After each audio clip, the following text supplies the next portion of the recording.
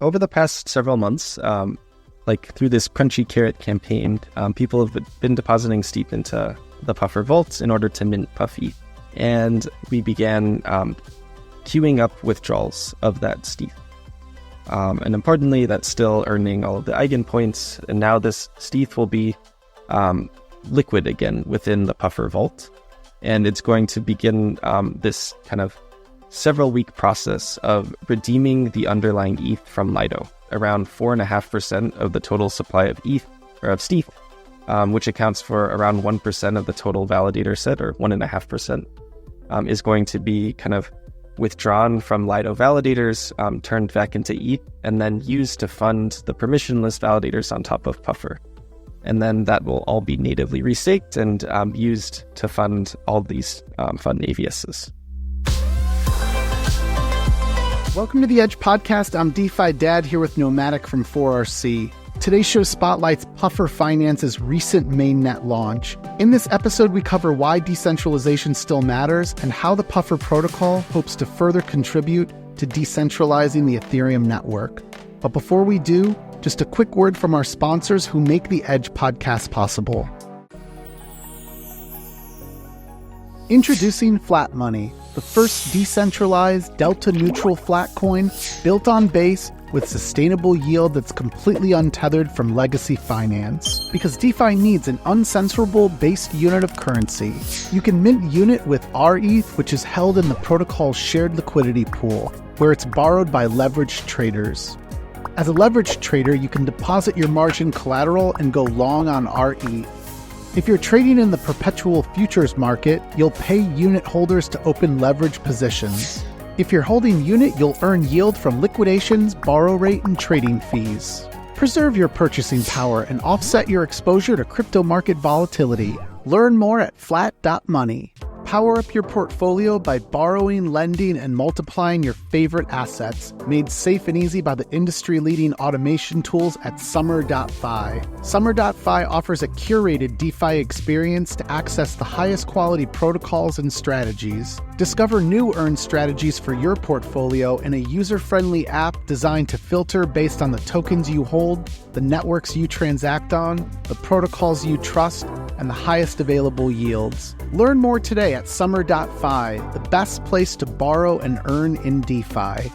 Tired of hopping between tabs, searching for new tokens before the hype catches on? Try MATCHA.XYZ, the DEX aggregator from 0x. Matcha connects hundreds of DEXs so you can trade millions of tokens and find fresh new drops. Matcha works out the best route to save you money on every trade. Swaps are free and Matcha has everything you need to trade on-chain. Gasless swaps, limit orders, and cross-chain, all in one place. Search Trade Done at MATCHA.XYZ.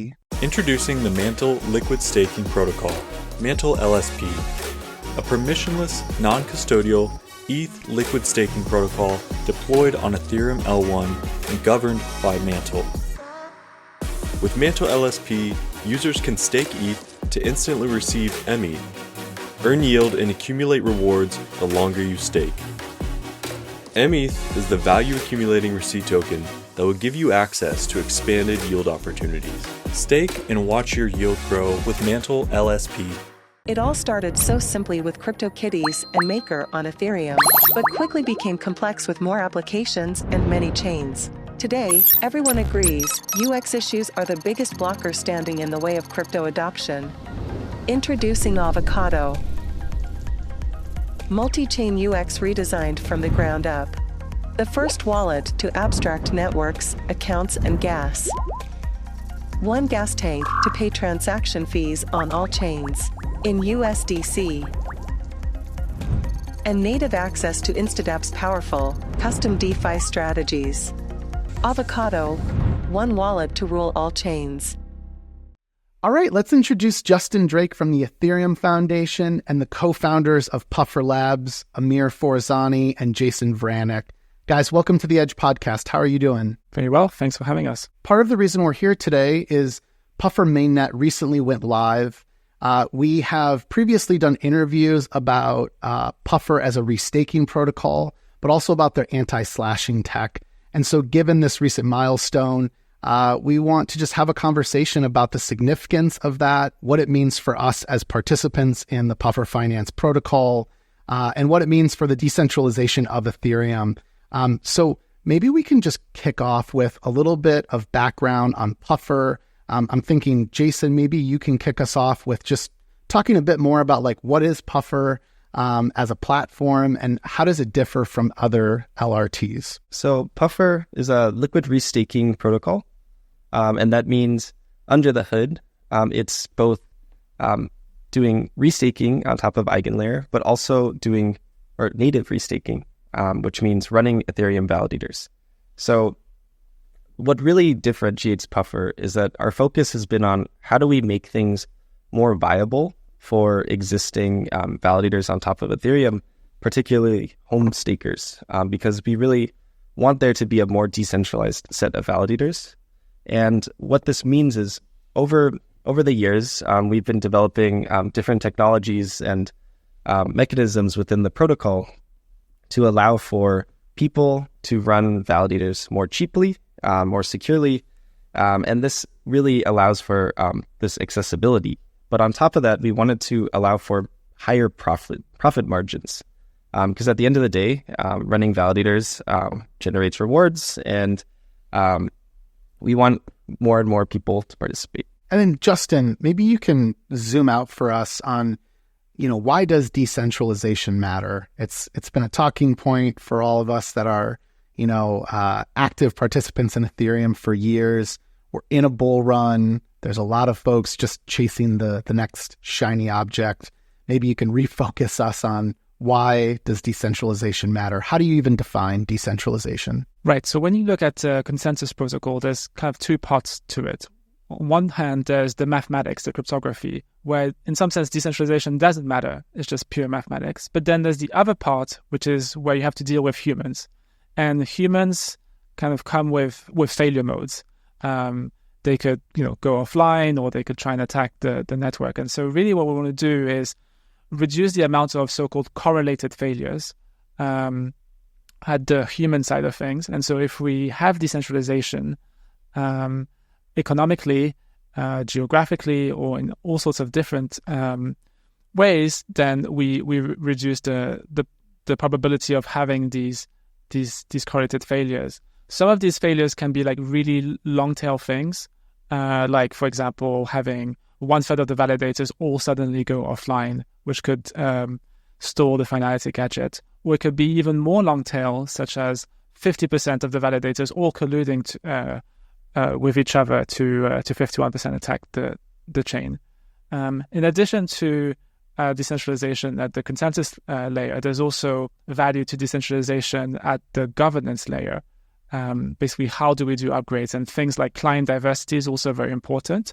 But at the application layer as well, if you have a very large application that might have an outsized voice in the context of governance, and we've seen that with the DAO, for example, where a failure at the application layer kind of had consequences within governance, and that's something that we as researchers want to try and minimize these systemic risks for Ethereum. Amir, I'm going to kick this one over to you. Puffer just recently announced an $18 million Series A funding round. Curious if you can kind of tell us like how that funding will accelerate Puffer's mission. Like, where will that go in kind of like high level? Of course. Maybe I'll open up by saying why we need to raise funds, why we need like funding all the way to a Series A round. Building things permissionless and decentralized in general on the blockchain has shown and proven to be a very challenging task. We have to really address a lot of problems that comes with trustless operations, meaning that we're dealing with folks that are running the protocol that we don't necessarily trust, or we do not think that they would, like Justin mentioned, would have the great uptime, or they're malicious or not.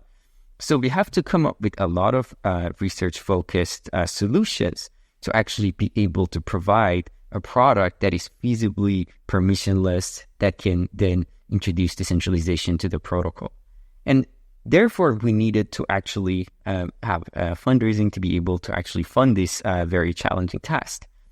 And as you can see on our cap table, we got great support from very renowned investors, both in institutions and very active in crypto, or even some traditional finance folks, including Franklin Templeton, Avon, which is an investment arm of Fidelity Investments, alongside with Coinbase and Binance and Kraken on our cap table, which shows that how significantly this matters to them also, to keeping the network as secure and as decentralized as possible, and having a shared vision with us in terms of where should a protocol at Ethereum go.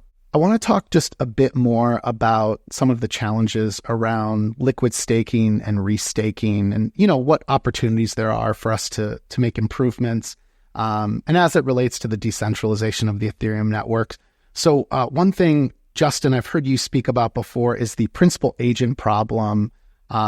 Could you break that down, though, into layman terms for us? What does that mean in relation to restaking, liquid staking, the Ethereum network in general?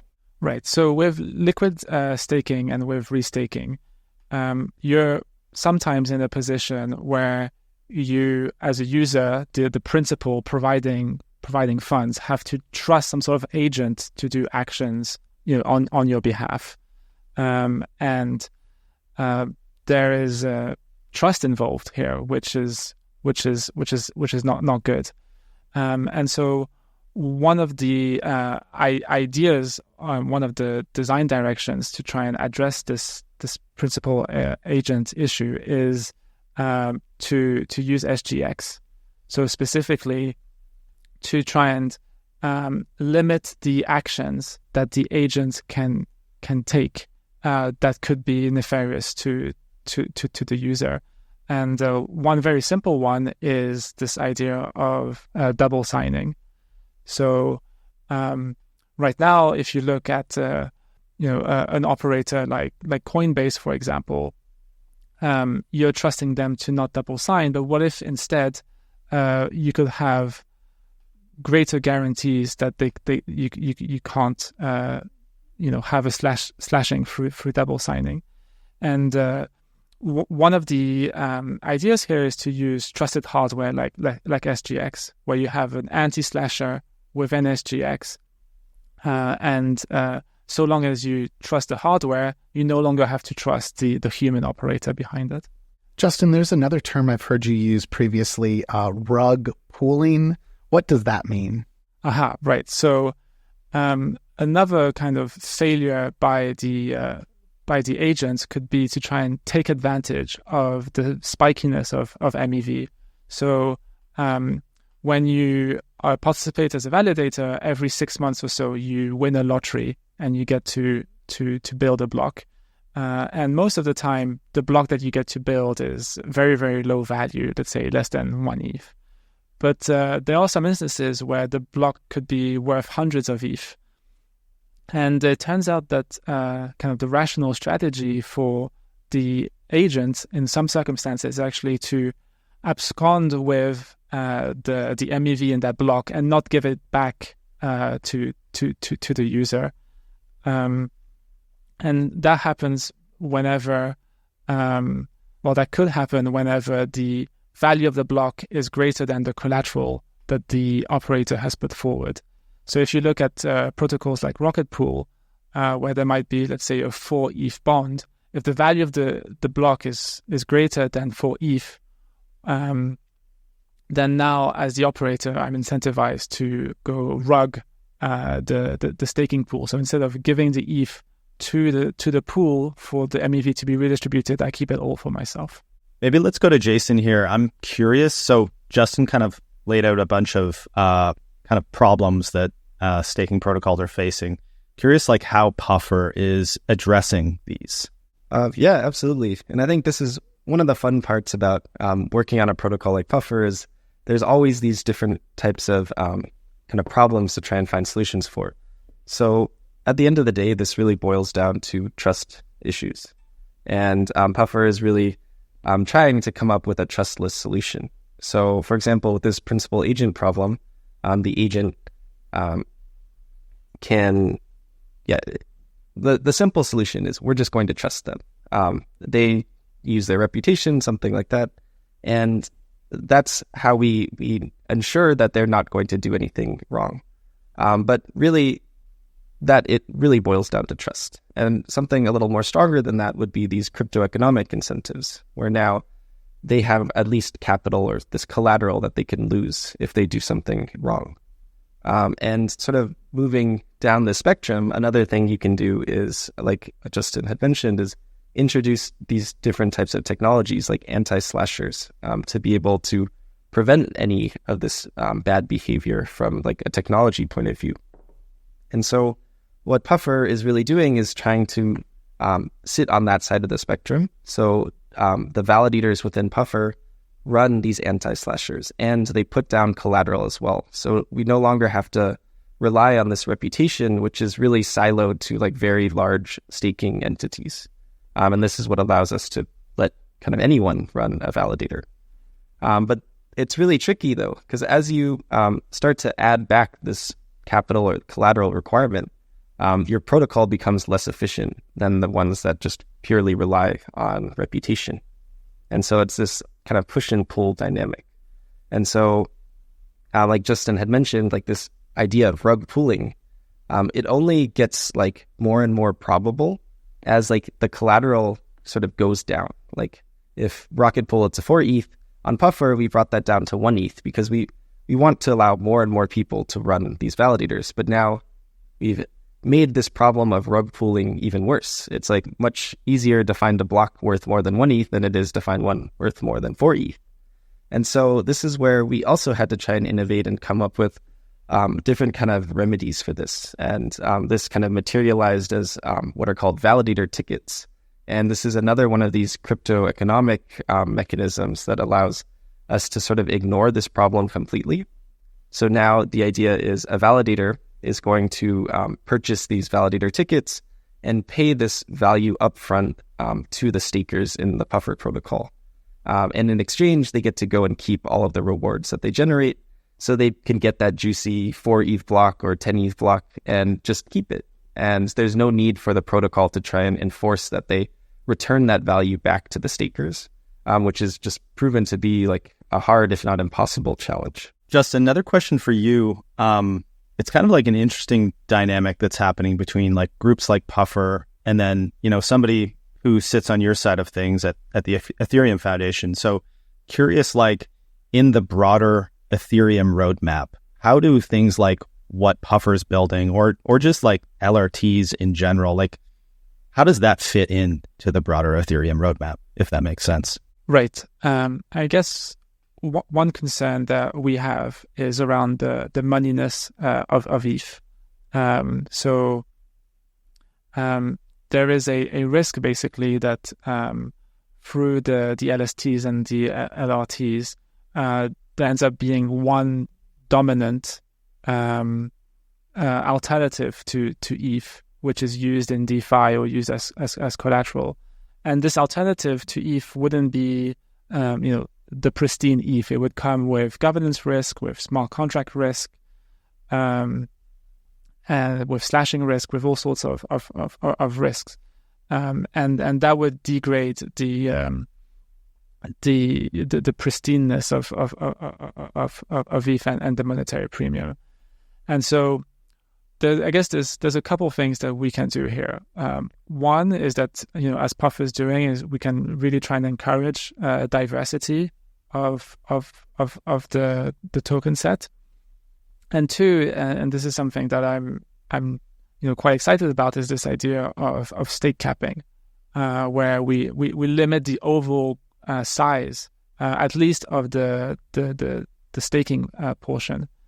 Now, interestingly, the LRTs, even if we do stake capping, they can still use raw ETH for all sorts of restaking applications. In some sense, restaking is a bit of a misnomer, right? You can take ETH and use it as collateral without staking it first. And so the diversity aspect will remain possibly even more important for restaking than it is for staking. Justin, can you talk with us just about like some of the risks as they relate to staking or restaking in Ethereum? Right. So I guess one of the risks is this idea of some sort of mass failure, a failure that is so large that it compels the governance layer to kick in, with the social layer to kick in with a hard fork. So I guess the EigenLayer project came up with the Eigen token, which is kind of this release valve in case something really, really bad happens. It can be used as almost like a training wheel.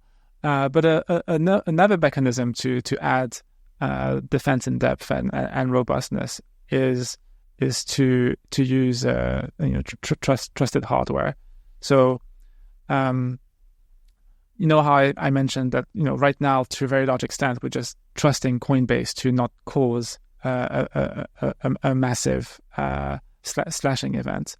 Well, it would be better if we could not only trust Coinbase, but also know that if Coinbase was to go rogue, then even then they couldn't cause a mass slashing unless some sort of trusted hardware assumption was broken. For example, Intel SGX was broken. So one of the things that Puffer has been working on is this idea of anti-slasher, and just at a very high level, it means that we can add more security in depth by adding trusted hardware as an additional layer of security. Now, oftentimes when we mentioned SGX for the very first time, the initial reaction is, hold on, we don't want to be trusting SGX. But here it's an additive thing. We're strictly improving the security of the system. There is no degradation. Now, in the context of restaking, like the design space is infinite, right? So we could have arbitrarily complex slashing conditions. And one of the nice things is that a very large subset of the actions that we hope these restaking operators to take can be encoded within SGX. So, for example, if we want the operators to look at the price of ETH and help build an ETH USD oracle on chain, well, whenever they make a query to an exchange, they could do it through SGX, and then the SGX engine could check that all the certificates are valid, for example. And so it would prevent an operator from just arbitrarily crafting a price of ETH that doesn't reflect what is on the exchanges. Amir, I want to go to you next here. Justin just kind of laid out some of the risks and then some of the mitigations that Puffer's using to combat these risks. But I want maybe you to define this decentralization campaign that Puffer's running right now. Maybe explain what it is and then why. Why is it important? Of course. So as mentioned in our last podcast together, we want to actually diversify the concentration of staked ETH out of one specific protocol that is dominating the entire landscape right now, specifically named Lido. As Justin mentioned previously, if we hit certain threshold, it becomes more and more risky to the Ethereum as a whole network. Lido was quite close to that first dangerous threshold, which was 33%. And therefore, at Puffer, we decided to actually, as a attempt to diversify this, to do some sort of a vampire, where for our pre-mainnet campaign, we actually invited our users to deposit as much stETH to our protocol as possible. These stETH would then be converted to ETH and would be distributed to the permissionless and decentralized validators of Puffer. This itself not only diversifies the stake to another protocol that is Puffer, but also it diversifies it out of a lot of the trust assumptions that we had based on reputation. Out of that principal agent problem that was actually discussed, now like at Puffer, you're moving away from trust to actually trustlessness and economic bonding. Also, to extend on what Justin said, we want to move away on just trusting in humans or trusting basically on the reputation of humans by actually trusting math, trusting verifiable computation. That's where like the whole umbrella of like trusted execution environments that do verifiable computation come to this game. If the logic that is ran either at Ethereum staking layer, where the main logic is actually signing, basically saying that the state of the blockchain is correct, which is attesting, or building blocks and proposing them.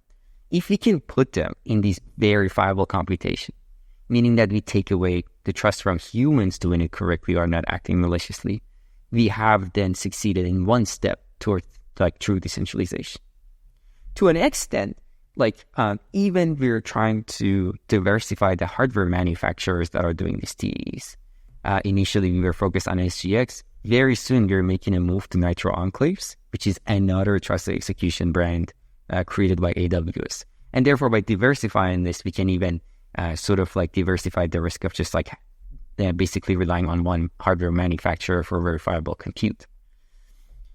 Further, taking that up the stack all the way to restaking, if we also start practicing these things, which are like very complex computation and cannot be addressed by like, let's say, better verifiable compute that doesn't rely on manufacturers like ZK and other things, before we get there, we need to step by step start using TEs. That's where Puffer is also focusing its next research and next milestone.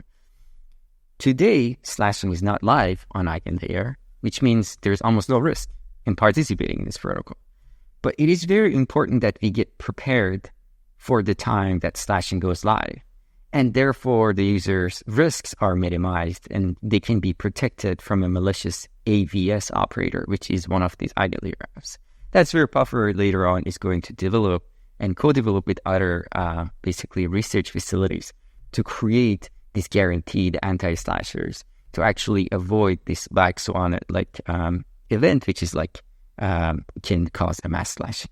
Guys, one thing that's been top of mind for me is seeing that AVSs are going live on EigenLayer.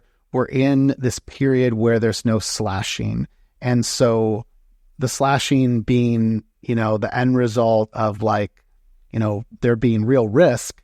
We're at a place right now where I almost feel like restaking protocols are incentivized to, strike up as many agreements as possible and to be like restaked against all these different AVSs. But the reality is eventually once everything's running as it should on EigenLayer, there's real risk management that has to come into play. So as early users of EigenLayer, how should we be thinking about this? Like how should we be preparing, over the next year while slashing is still not live? I mean, one way that I can actually think about this in a very positive light here is as we're in, like everything is a phased approach with EigenLayer, and they're really trying to roll things out safely.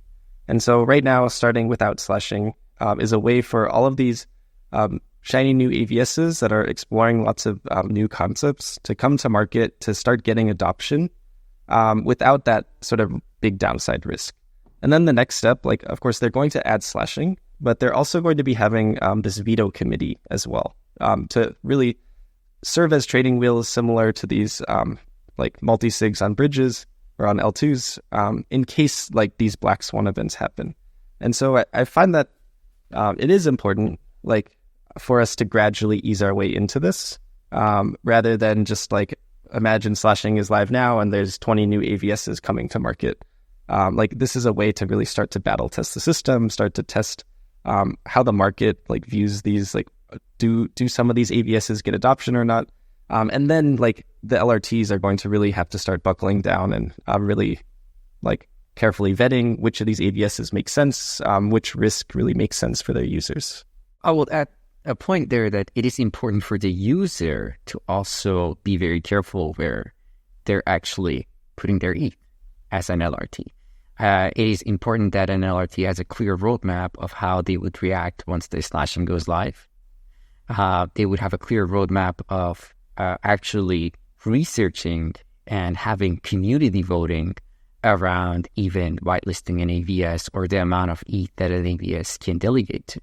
Because it should be all like community-led. It should be the community incentives that define which AVSs should go to, as well as very well-educated answers are on what the slashings are going to be versus what the potential rewards of a certain restaking AVS is going to be. Billions of dollars are not going to generate more than they're not going to generate few percentage of returns, as people might think that it is having currently on the Ethereum mainnet itself. Of course, because there's not as much utility for a lot of the current ongoing AVSs. So these are very many factors that users should consider before going to participate in an LRT. Guys, I want to go back to the decentralization campaign. I left out, I think, the most obvious question there, which is what are the next steps there, and how/when will Puffer convert stETH to ETH? Yeah, so over the past several months, through this crunchy carrot campaign, people have been depositing stETH into the Puffer vault in order to mint pufETH. And so all of that stETH has been deposited into EigenLayer. And just last week, we began queuing up withdrawals of that stETH. And importantly, that's still earning all of the Eigen points. But what it means is over the coming days that there's a 7-day window. So that 7 days is coming to a close. And now this stETH will be liquid again within the Puffer vault. And it's going to begin this kind of several week process of redeeming the underlying ETH from Lido. And so what this is going to look like is over the course of the coming weeks, around 4.5% of the total supply of ETH or of stETH, which accounts for around 1% of the total validator set, or 1.5%, is going to be kind of withdrawn from Lido validators, turned back into ETH, and then used to fund the permissionless validators on top of Puffer. And then that will all be natively restaked and used to fund all these fun AVSs. Tellor is a decentralized protocol that enables anyone to borrow or lend using any Ethereum asset. You can think of a Tellor loan as a DeFi cash advance, one where you can use any of your favorite ERC20 tokens as collateral to get an instant USDC loan. Discover the power of a DeFi cash advance today at Tellor.org.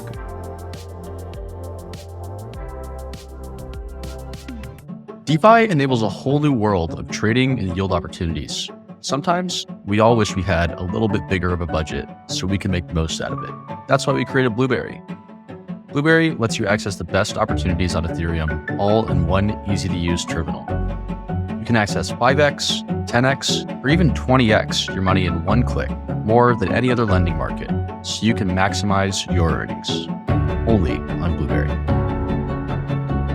Guys, I want to switch gears here a bit. So just very recently, the Eigen token dropped. It's non-transferable in its current state. But one thing that we've all been able to do is delegate Eigen. I'll use me as an example. I was lucky enough to get a very small amount of precious Eigen, and I have delegated it. But to be perfectly honest, I don't really know why I did it or what the benefits are. But I'm curious, could one of you, maybe Amir, just explain, why is delegating Eigen important right now? And specifically, why is it important to Puffer? Because I saw that you've rolled out an incentivized Puffer points campaign to, incentivize people to delegate to Puffer. So yeah, can you maybe shed some light on that? Essentially, the token is actually designed in a way to create a sort of extra layer of protection in a form of that if a certain class of slashing happens that cannot be proven or judged by the computers, rather the slashing is more classified as subjective slashing, where it has to be settled by a committee or others, then this token can address that. That's a very simplistic form of like really thinking about this token design. But how does it look like? Why you delegating it to protocols? Because EigenLayer is also using Eigen token alongside ETH to also secure its services and protocols as form of an economic security, but also that process of like settling disputes in terms of like when a slashing or a malicious things happen. And as you know, as a rule on EigenLayer, the higher percentage of stake that you have, specifically on EigenDA service, for example, the higher stake that you have, you would be actually able to provide more data.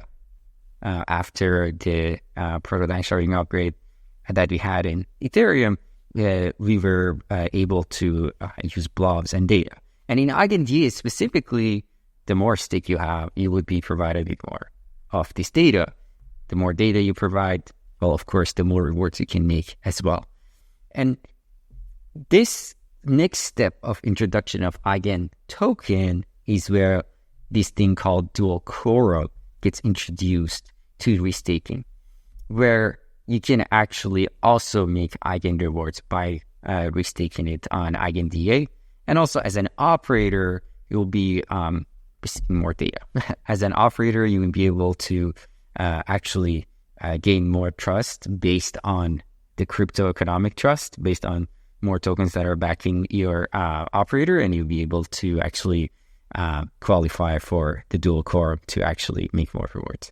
And that's very like simplistic term in explaining why a user should stake their Eigen towards an operator. But yeah, welcome Jason or Justin to add any points to what I've talked about. Yeah, so I think EigenLayer has done a pretty good job of sort of following their white paper to a T. And one thing that they've written about is this idea of dual staking. So kind of one of the premises of EigenLayer is if you're building a new middleware, like a bridge, one of these AVSs, there isn't this necessity to really have your own token in order to bootstrap your own security. Instead, you can leverage the security of something else like Ethereum validators. And but that doesn't mean that like at the end of the day, there's going to be zero tokens. We've kind of seen how a lot of these AVS projects have their own. And so Eigen is like the first sort of incarnation of this, where they're allowing normal restaked capital, like your ETH, your LSTs. And then they also allow you to stake Eigen tokens as this sort of second type of collateral. And one of the things that Shroom has talked about is it being the spectrum of maybe at the beginning, your AVS, your token is brand new, it has no value, so it can't really be used to provide security. So you're going to leverage sort of the ETH security. But over time, as your network matures, the token value should go up, and then you don't have to rely as much on this kind of restaked collateral. You could start using your own token. And so just like EigenDA being the first AVS was developed by the Eigen team, the Eigen token is kind of the first step towards like introducing this dual staking model to the industry. Guys, we're getting really close to wrapping here. But just one more question that I have is, could one of you speak to, I guess, the longer term vision of Puffer? Like what's coming next? Any opportunities that pufETH holders should know about? And then one other thing that I'm curious about is just when would withdrawals be enabled? Of course. So where Puffer's going right now, we're also taking a phased approach in our launch. Like initially, we launched our like sort of simple form of node operations on Puffer on this mainnet, where there is a 2 ETH bond required. For now, there is no specific hardware requirement. So any user that previously ran an Ethereum node can just normally run the same stack with just 2 ETH bond, plus the validator tickets that we talked about that prevents a bunch of things.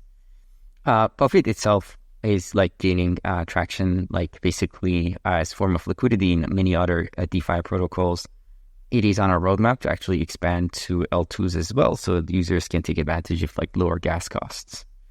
But really, we want to continue evolving the staking layer, which is actually, it is exciting for us to start stepping into a more complex and separated validator ticket design that can actually benefit the stakers and the users much better. And that's where Puffer roadmap is. On the withdrawals, interestingly enough, actually, we implemented withdrawals already. It is within the smart contract upgrades that we did. And we want to, again, take a phased approach on opening that up because, of course, we recently just went on mainnet. The difference between Puffer and other LRTs is our mainnet is now a few weeks old. And we want to have a certain assurances that upon opening a withdrawal, there doesn't exist a smart contract risk or our users' funds are well protected and safe. But very soon, we are going to open withdrawals for all our users. Justin, I'd love to kick it over to you and find out, like, what's next for you and the Ethereum researchers? Like, what's next on the roadmap? What are you most excited for? So one of the things I'm very excited about is this idea of decoupling the role of a validator and that of being an execution block proposer. So execution block proposer means that you're proposing blocks that go on chain, and importantly, you choose the order of the transactions. Now, what will happen in the future is that the validators will only be proposing inclusion lists. So they'll still be proposing blocks, but those will be unordered transactions. And the advantage of only proposing unordered blocks as opposed to ordered blocks is that it decouples MEV from the validator set. And there's two separate proposals to do this. One is called execution tickets. And then there's a new proposal from Badabe, which is possibly even better than execution tickets, which is called a tester proposer separation burn, or I like to call it just execution auctions, EA. And both achieve something very similar, which is to decouple the validators' duties from actually proposing ordered blocks. Now, not only does this help with MEV dramatically, because it means that from the point of view of a validator, your only source of income is attestations, which is extremely smooth. You don't have to worry about the spikiness and centralization vectors of MEV. But it also helps make restaking kind of safer. And the reason is that there is a very natural desire to try and overload the block proposing process to add new services. And one of these services that I'm extremely excited about is pre-confirmations specifically. But pre-confirmations is itself a sophisticated task that is a centralization vector. And so if there is going to be centralization for for pre-confirmations in the same way that there is centralization for block building, then we want to have a very clean decoupling with the protocol. So, all of these issues that we talked about, like rug pooling and centralization from MEV, that can actually be solved natively at layer 1. In the meantime, in the next kind of 1 or 2 or 3 years until it reaches mainnet, solutions like Puffer can definitely help fill that gap. Guys, I think this is a great place for us to start to wrap up. So I want to remind listeners that they can learn more about Puffer by going to puffer.fi.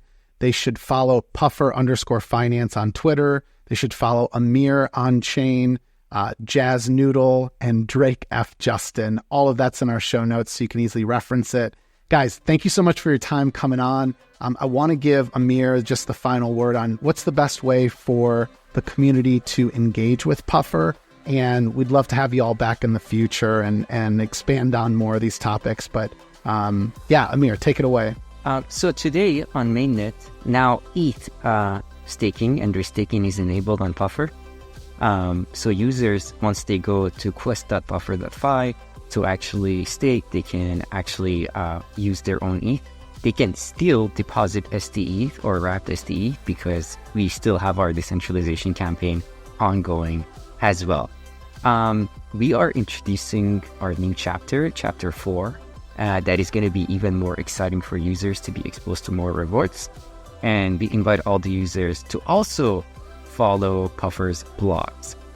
Justin alluded to many essentially researches that is being worked on the layer 1, but we are actually planning on introducing these in Puffer as sort of a decentralization runway for Ethereum. So if you want to be as close as possible to us and the research and mechanism designs that we do, please also follow us closely on Twitter and our blogs as well.